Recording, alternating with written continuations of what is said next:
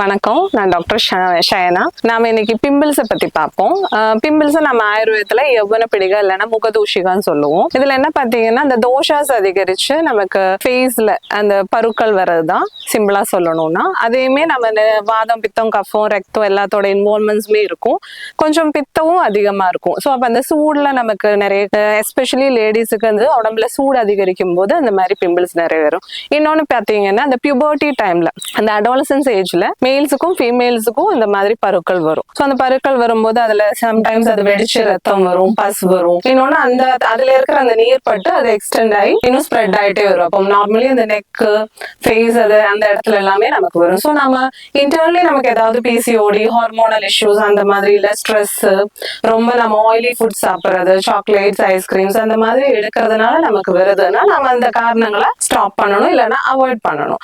இன்னொன்னு நம்ம உள்ளேயும் மெடிசின்ஸ் எடுத்து கொஞ்சம் ரத்தத்தை சுத்தம் பண்ற மாதிரி, இந்த சூடை குறைக்கிற மாதிரி உணவுகள்லயும் அதே மாதிரி மெடிசின்ஸும் எடுத்து நம்ம அதை சரி பண்ணிக்கலாம். அட் த சேம் டைம் நம்ம வெளியே external applications, herbal paste, neem, turmeric, அதெல்லாமே anti bacterial, anti inflammatory properties இருக்கிற நார்மலி நமக்கு வீட்டுல கிடைக்கிற பொருட்கள். ஸோ அதெல்லாம் போட்டு நம்ம கொஞ்சம் ஒரு 10 to 15 minutes ஃபேஸ் பேக்ஸ் அந்த மாதிரி போடலாம். இன்னொன்று ரொம்ப சூடு நமக்கு அதிகமா இருக்குன்னா அந்த மஞ்சிட்டை பவுடர் கிடைக்கும். அதே மாதிரி ரத்த சந்தனம் அதெல்லாமே பவுடர்ஸா நமக்கு அவைலபிள் நாட்டு மருந்து கடையில். ஸோ அதெல்லாமே நம்ம யூஸ் பண்ணி பேக்ஸ் மாதிரி போட்டுக்கலாம்.